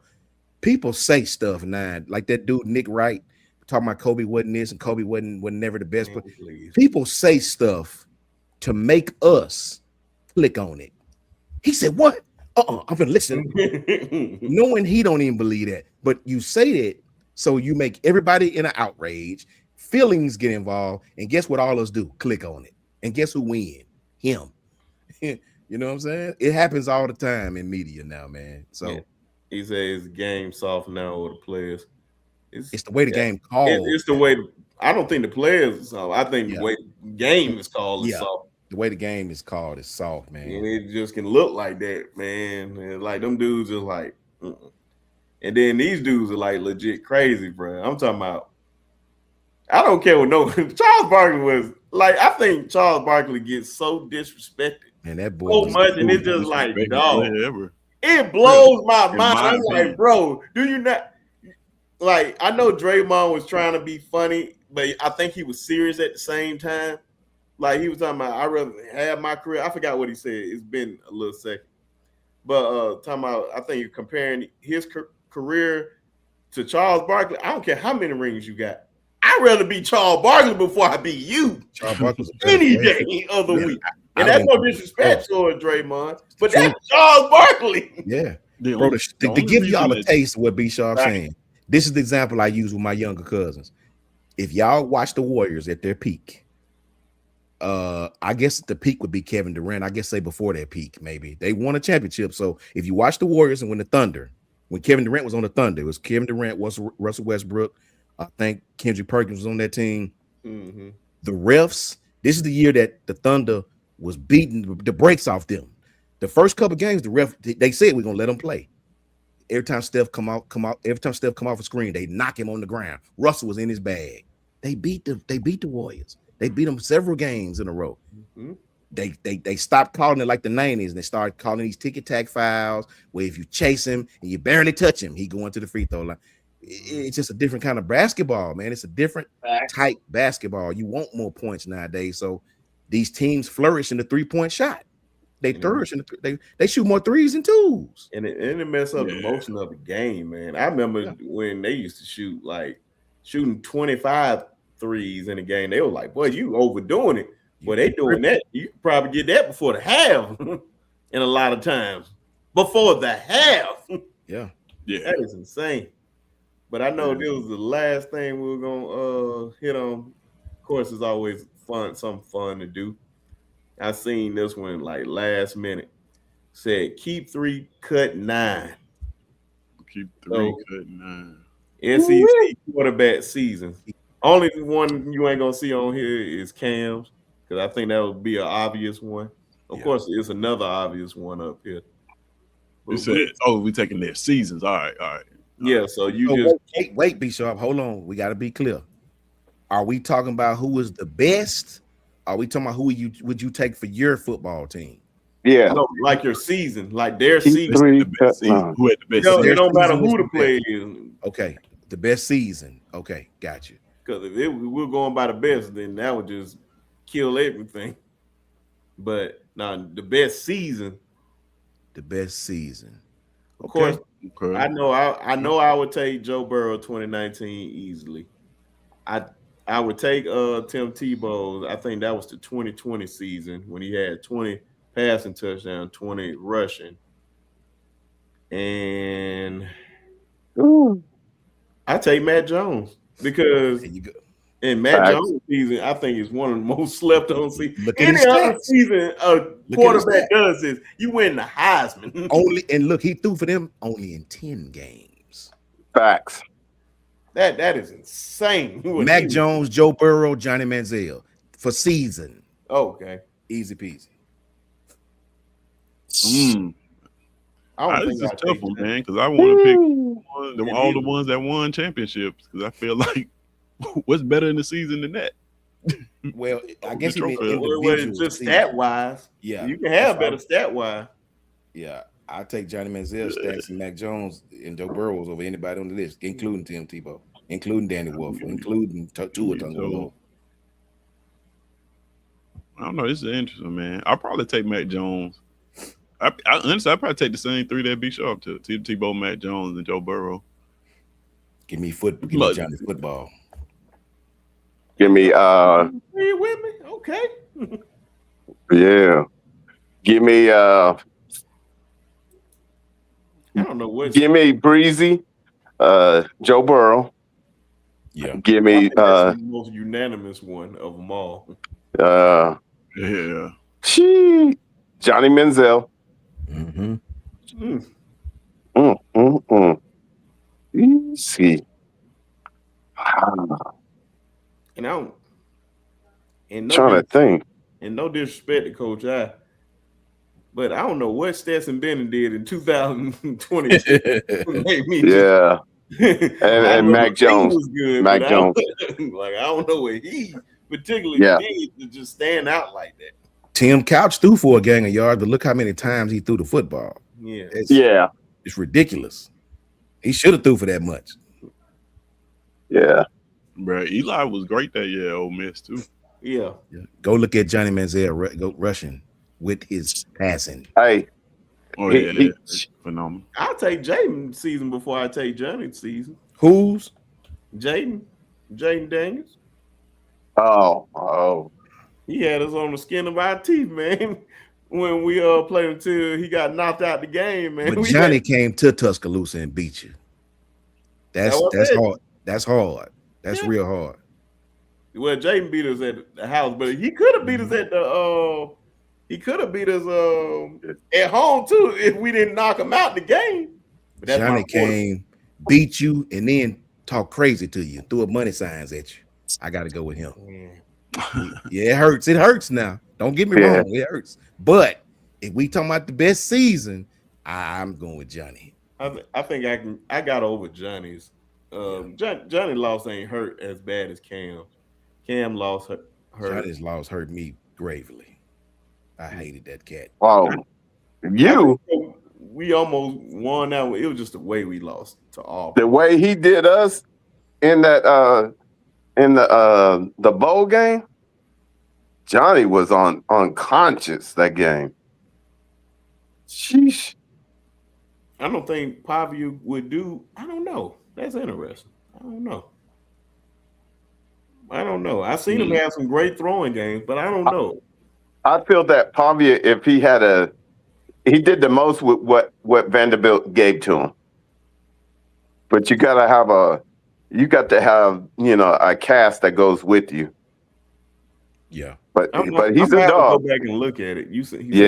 Championship. I have to check that out. Pavia may have done more with less than any. Yeah. I would say Eli done more with less. I doubt it. That Vanderbilt team was not. I doubt it, man. Eli Stover's is no slouch. That's you got a top tight end in the country. Yeah, but his team, man, they weren't there. It was the scheme. That's all I can think about off the top. Of my head. Yeah. I gotta go back and look at it, man. I gotta go back and look at it. That is an interesting one. I ain't gonna lie.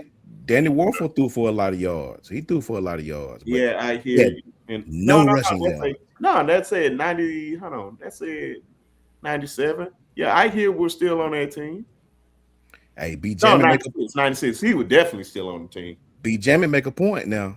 B. Jammin said Tua could have broken every record out there, but he was on the sideline by the third quarter. Because we was. I felt like yes, bro. That's that true. was the only reason why Kyler Murray. Only reason Kyler won the Heisman is because Tua didn't play in the fourth quarter hardly. All those games that he kept getting out the game. Yeah. Like he was the Heisman winner at that point until that SEC championship game where he was playing bad. Then he got hurt, and then that just still. Then Kyler just kept balling. He stayed in those games. I would take that to my grave. If he literally played some of those fourth quarter games, he easily the Heisman Trophy. He would have been the first. But I always wonder if you get Bryce. I feel like if you switch Bryce and Tua, I think Tua couldn't do what Bryce did. Bryce saved us, bro. I will forever take that to my grave because he has saved us. He's all that stuff. Like we could have. Our line was bad. The running game was bad, and all that. And he just saved us from all that. Two, I don't think he would have survived from all that because he had a great offensive line. He had great running backs, wide receivers, and a defense. And the defense wasn't even up to our par of defense during that time. So, yeah. I'll still give Bryce over anybody, including AJ. And I love AJ, but I know your reason why for AJ. I ain't picking that loser. And he has a ring. He has a ring too. He do. Matt got it for him. Brad McElroy got one of AJ's too, and the defense got the very, very true. Very, very true. I can't deny it. Man, shout out to AJ McCarron. Definitely shout out to AJ, man. The ring king of Alabama quarterbacks. Let them have the stats, AJ. I'm gonna tell you right now. I'm gonna just go out on a limb, and I don't know how I'm gonna make it happen too. I'm gonna go out on a limb and add some. Well, Christian, I'm trying to get on the show already. I think that ain't even. But somebody during that era probably get AJ, probably get Trent. So if anybody know those brothers or they watching, got to get them on the show. We get Trent on the show. I'm gonna put him on the spot. Greatest running back ever during the Saban era. Go. Greatest running back during the Saban era. Just one guy. You can even put a top 5. Oh, that's easy. Derrick Henry. Then in no order. Derrick Henry, Mark Ingram, Trent Richardson. I would go Jameer. Well, no, he didn't. He talented as anybody, but I can't put him over those guys. Derrick, Mark, Trent, Eddie, and you can go TJ, you can go Josh Jacobs, you can go Najee. Give me Josh Jacobs. That's my favorite. I think Josh Jacobs is the most underrated one of them all. Josh Jacobs, to me, I called it years ago. I said he's gonna be one of the best. I love his running style. That's my type of back. I don't want my back juking and jumping. And let me tell you something I can't stand. I've told y'all this before. Anybody know me? I cannot stand to have a big back that run like you're running on titties. Don't like it. I'm gonna ask you this, Tiz. Don't like it. Get off. Don't like it. Since we just talking about Alabama guys, dude. Of course, you got to take off. I'm taking off the obvious. No Running Brown, no Cadillac. Who would you put as your top 5 Auburn guys of the 2000 and up? Stephen Davis. You better say Stephen Davis. No, I said 2000 and up. Of course, Stephen Davis would have been up there. 2000. Probably. You said no Cadillac, no Running Brown? Because those are obvious, man. Of course you'll put them up. De La Soul kids. Trey Mason. Trey is definitely up there. Rudy Johnson. Damn, okay. Rudy. Yeah. I got one in mind. I'm gonna see. I kind of want to throw Brandon Jacobs in there, but he ain't really play. But he was on the roster. Yeah, he was on the roster. But nah, scratch him. I'm gonna say Cameron Artis Payne. Yeah. But hey, he might be one of your better ones. Ben Tate. He took that thing. You still ain't said Lastly, our name Trey. I feel like I'm leaving out somebody important. I feel like you are too, because you ain't said them yet. Because that's the one I got in my head. I just want to see what you said. There you go. And that's the one I had in my head. Because y'all had some nice ones, bro. Y'all had some nice ones. But I still can't get over, bro. Them two bad motherfuckers back there, bro. I'm telling you. Them dudes was something serious, dog. And still to this day, I cannot get over like the very first play this man Cadillac ran that thing to the house. I'm sitting right there with my dad and just watching him just be all excited. And I'm just like, you just hate somebody because they're that good. And I'm just like, we just can't win, bro. We can't beat these guys, bro. Yeah. Enough is enough, bro. I got tired of them boys that year, bro. Like I hit my limit with Auburn, like, bro. Yeah, they ran hard. See, that's kind of backs I like, man. I don't care how skilled you is. I feel it. I respect it, but it's a reason why Josh Jacobs, when we played Oklahoma, and all he had to do was dodge that safety. That's all he had to do. He was going to score. He punished him. That safety is going to remember that for the rest of his life. I promise. He'll get 50. Remember that's physical, physicality. I don't care about you jumping over no back. I don't care how many passes you catch. It's the reason why Josh is doing what he's doing right now. That boy physical. Yeah, why is fresh on my mind, man? I came up with an idea on Piano Man. Shout out to Piano Man.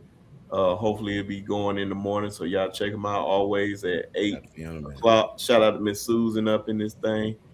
Catch him at 8 Central Time. And I said I was gonna do an Alabama one, but I said I'm gonna do an SEC one too. This one, I probably do the SEC one. I think the SEC one would be a lot more interesting because you got more. You can, from whenever era you want to pick, you can go any type of SEC era, but it's gonna be a draft. So if you want Cam Newton as your first quarterback, I'm just gonna pick it randomly. And who go first? This person got a first round, second round. I mean, first pick, second pick, third pick. Once that player is gone, it's gone. So if somebody pick Cam, you can't say, "Oh, I got Cam too," or Tim Tebow or Joe Burrow, whoever. And wide receivers and such and such. And we're gonna let the people bet, pick the best team. So it's gonna be on the spot. So it ain't nobody can just be like, "Oh, I got this team and I'm writing down the best player." Oh no. So y'all keep that in mind. That's gonna be before the summer hit, because I may have a few Auburn players on there. Just a few. Maybe one. I would have loved to have Bishop still here when I was going to ask him the top 5 Sooner running back since 2000. He put him in the chat, I think. Did he? Well, yeah. Got Joe Mixon, Samaje Perine, Joe Washington, Billy Davis. I see it right there. Hold on. When did Adrian Peterson play for the Sooners? He played within the 2000s. He first. He got to be first. Yeah, he's definitely first. Oh, okay, there you go. How did I Bishop, you ain't include AP?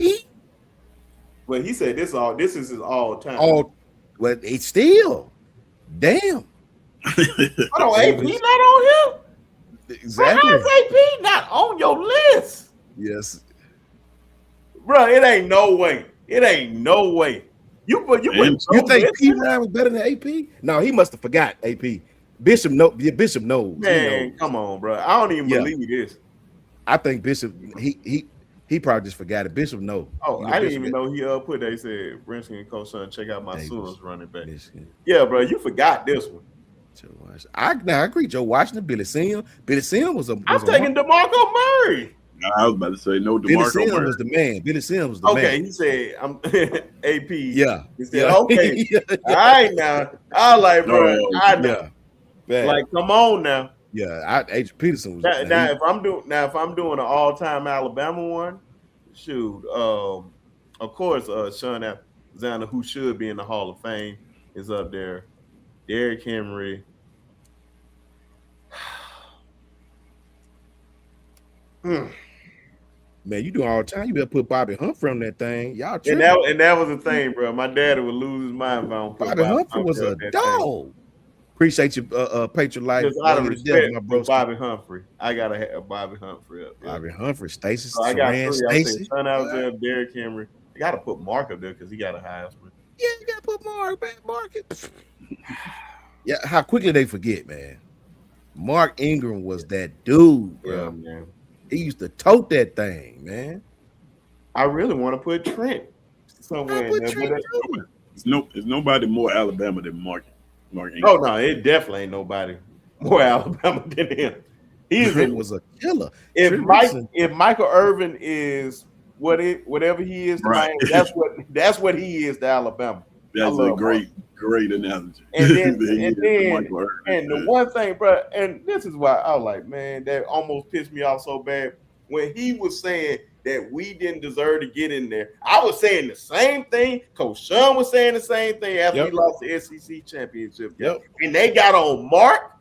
I said, if we talking bad about Mark Ingram, that was something is wrong. This is why I was like, no Mark Ingram slander will be tolerated ever in life.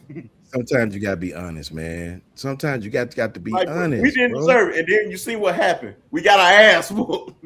We beat Oklahoma, so that made me feel better because I want really sticking to Jason and Jay and all them boys. They was talking a little greasy. Everybody was talking. Only person that was civilized was Bishop. Yeah. Man, they was like, man, they felt like they owned us. And that's why I was like, okay, after that, and then we got our ass whooped. So I just got an appreciation, man, for backs. I know how different football was in the early 2000s, late 90s. Football back in them days, and you had to really be. Let me tell y'all something, man. The ones that don't know, the white, y'all already know this. My panel already know this. Our panel, B Sharp, and them, they know this. You ain't even got to be a real linebacker today. You could be a safety, a big safety, and play linebacker today. In them days, it was very few safeties that could play linebacker. Very few. Very few. There's some that could do it. Wasn't that many because you had to linebackers have to do what's called field. Bishop, they have to field. You don't gotta really do that today for real.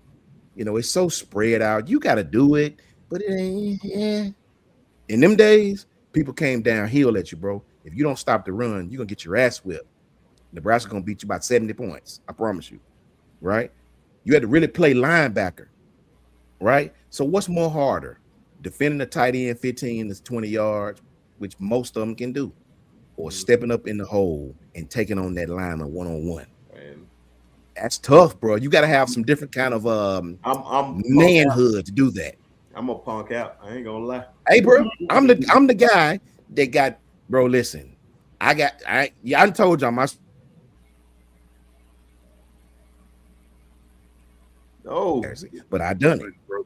Okay, but I done it, bro. You froze for 1 second. Say that again, because you froze. I told you my story about dude had decapitated me from Southern, and I was done, bro. I could still play, but my heart wasn't in it. Won't even lie to you, bro. I couldn't even feel my gums. My gums, bro. I promise you. It's like you get that stuff in your face when you get a feeling or a crown. And you can't feel nothing. Man, this dude named I think his name was Ezra something. Smacked me, boy. I'm talking about to still play the game after feeling that. That's how you had to be. That's Marvin Constant. Them boys was trying to kill you back then. Like it was just a different type football game back then, bro. It just really was. That's just no lie. Our good brother Rob, man, Patriot Life, man, for the $10 super chat. Said good to see you guys. Hope everyone has a great Friday and a great weekend. And as always, roll damn tide. Much love, Rob. Appreciate you, man. Definitely appreciate you always, and appreciate everybody else. Bishop did. Okay. Marcus Dupree, honorable. Ooh, that's tough, man. I think just because it was just the short term. If he stayed there, he would definitely be one of those. Yeah, ones. He sure would, man. He sure would. You could go anyway with them backs. It's just like Bama's backs. You can put any of them in there, and your list would be just as good. On the outside looking in, I don't know Joe Washington. Now I say he must be an old school cat, but I know Billy Sims. I know DeMarco Murray. Of course, I know Joe Miss and AP. I'm just like, bro. I think AP was just everything, bro. Yeah, he was the best, man. And then especially when my cousin Frank, the Jason brother, was playing with the Vikings. When I tell you how fanned out I was over AP, I asked Frank when they went to training camp, like, hey, can you ask Adrian Peterson for an autograph on the football? Like, bro, I was super fanned out. The man didn't even know him yet. You want me to just walk over to, hey, man, you get it from a little cousin. Well, not, man, I was super fanned out. Bro, I tell you, I'm a Bama fan, but I tell you who my favorite running back of all time is, of all time. It may shock you. Tez, close your damn ears. Bo Jackson. That's my favorite running back to ever live. It's Bo Jackson. It's not surprising. Man, Bo Jackson. That dude, man. Just go watch that Student Body Right he used to take. And this dude, Bo and Herschel, they get Bo Jackson, my favorite back ever to breathe. That's just what it is, man. Man, I know still I can't get over this to this day. When my little cousin was going to school in Auburn, I think he was still in middle school. No, he was in junior high. When the man told me, say, man, we don't get out for Martin Luther King Day, but we get out for Bo Jackson Day. I was like, what? That is the most Auburn thing I have ever.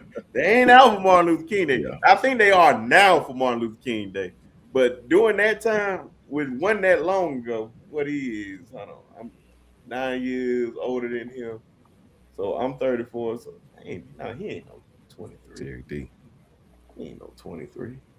Is he? Yeah, maybe. Yeah, he may be 23 or 24. Around that time, man. So go back 10 years, whenever that was, said that, man. I was shocked. He said, yeah, man, we ain't out for Martin Luther King Day, but we out for Bo Jackson Day. You right, be sure. Oh, yeah, I was just about to do it. Shout out to hey, will it pop up? Shout out to the White Man gifting everybody 5 memberships for the sharpshooters. Oh, the Sharp Squad, man. I keep messing it up. Self-proclaimed name made by Dwight. Shout out to him. So if you got a membership from him, man, just tell Dwight thank you, man, because he didn't have to do it. Tell him thank you. Facts. That's great good stuff, friend man. of the show. Yeah. And always showing love, man. So that means you got an opportunity to win the game, man, because he got you a membership. I ain't gonna let B Sharp and Tez get out of here without asking them. Tez, favorite running back of all time. B Sharp. Favorite college, no pro, nothing to do with pros. B Sharp, favorite running back of all time in your lifetime.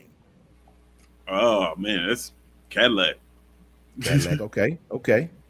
Yeah, that was pretty easy for me because I was down there when he was running the football like that. So they got to see it in person. And then I went and worked in Gaston after he left. Mm-hmm. And you know, when I got there, they was like, yeah, he built the school. They had this big, pretty school right off the lake right there, you know, when you driving through Gaston. Oh, yeah. Yeah. What about you, B Sharp? That one was a tough one, man. I don't like to pick nobody by my age or whatnot. Because all time. Got nothing to do with the pros. Don't let the pros have no. I wish you said quarterback. Easily quarterbacks. That would have been the easiest one. I want to hear this. I need to hear this. But I'm gonna do running back. Probably Cadillac, man. No, I got it. All time. I was in his lifetime. In his lifetime, yeah. Oh, I'm tripping. Reggie Bush. What am I talking about? Reggie Bush, man. That wasn't even no question. It wasn't even that was the easiest one. I don't even know why that made it so hard. I was thinking too hard about this. And you can put personal feelings into it. Like some people are just attached to certain players. Man. You know? Yeah. I like that. I just knew during that time, bro, it's not a kid that I did not know, bro. My age, bro. We looked up to Reggie Bush. Yeah. So much, bro.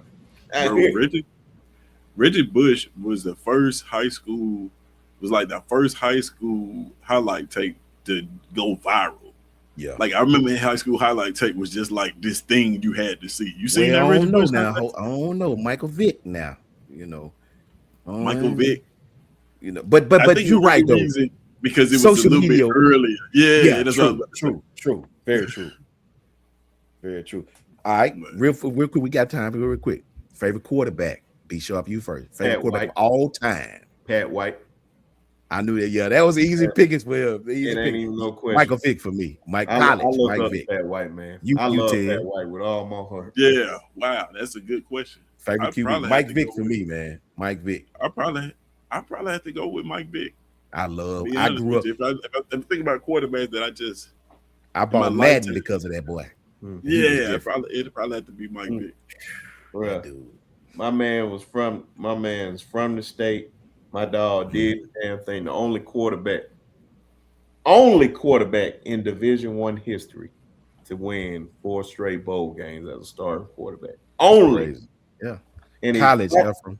And they finally retired his jersey. Finally about to retire his jersey. Did you see what OG Ephraim said to you, B Sharp? What is it? Them fighting words, Ephraim. You sure you want to do that?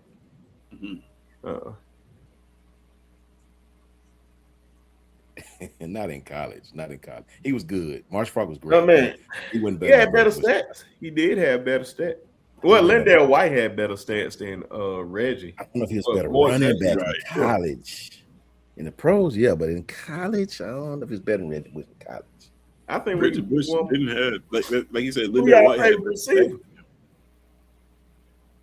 All time college, It's a tie for me. all time. Ooh, that's tough for me, bro. All time.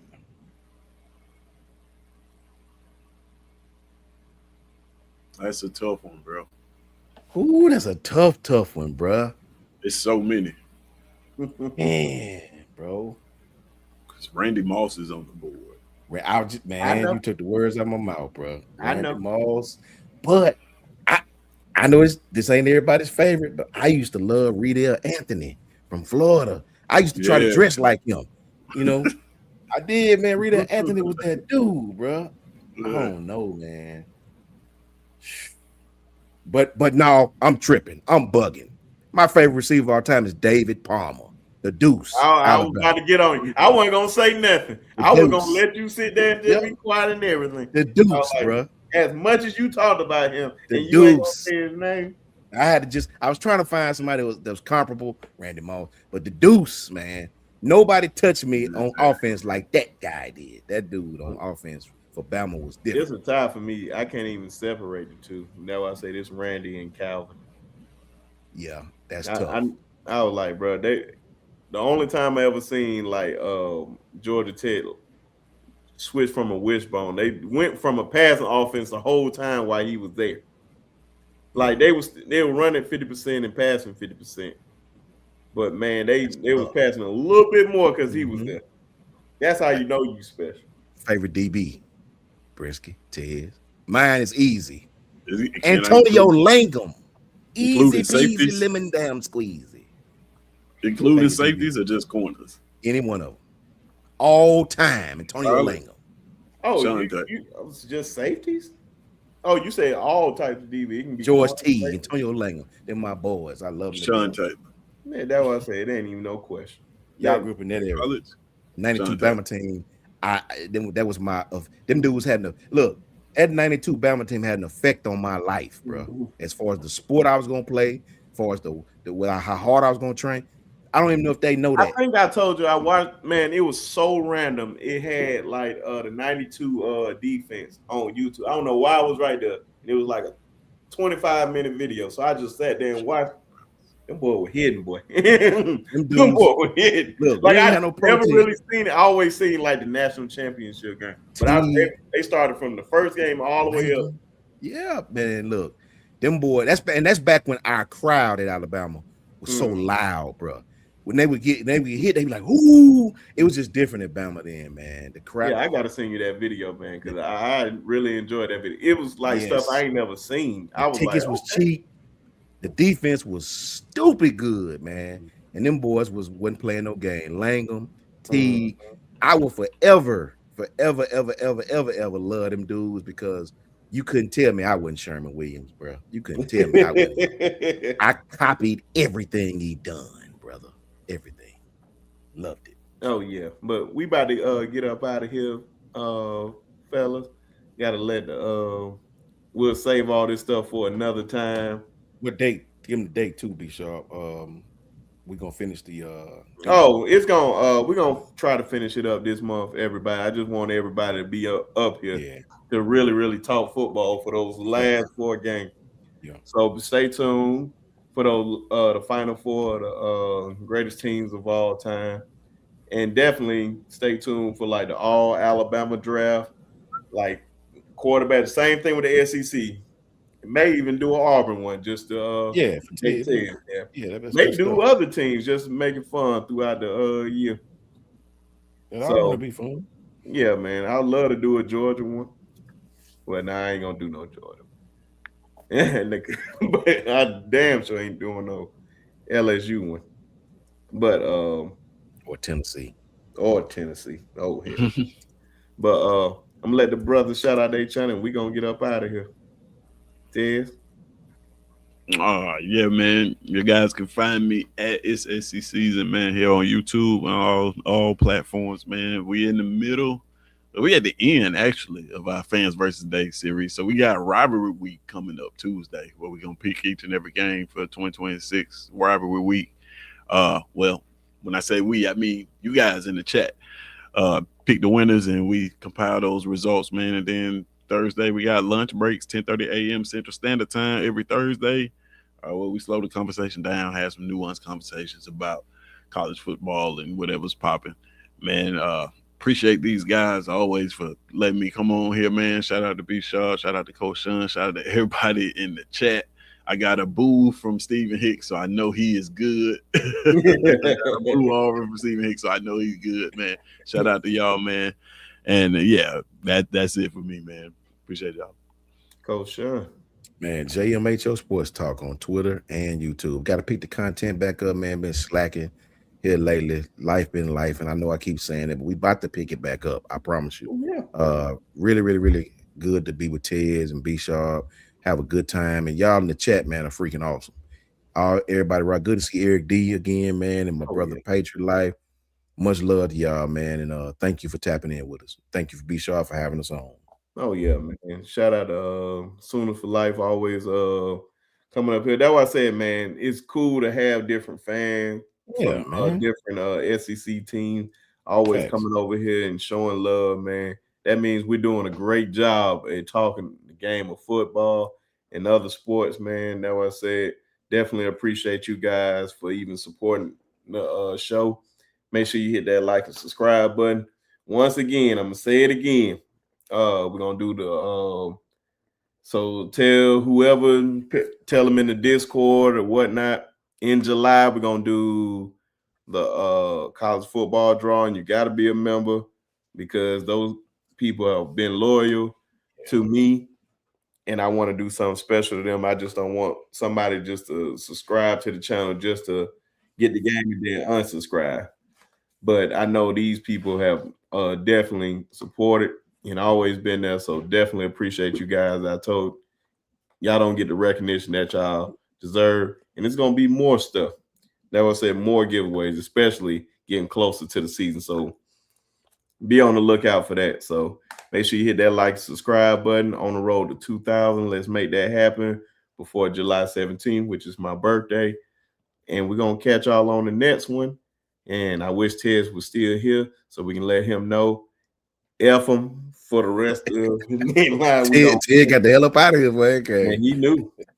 So we can catch y'all on the next one. And oh yeah, man. Definitely shout out to Bobby Humphrey, man. Definitely shout out to Bobby Humphrey. Since I seen that picture right there, I said, man, let me just pull that up, man. Who showed me major love. Definitely, you know what? I'm gonna try to get that one to happen too, man. Let me see if he remember that. But we'll catch y'all on the next one. Peace. Roll Tide. Roll damn tide. F Tennessee.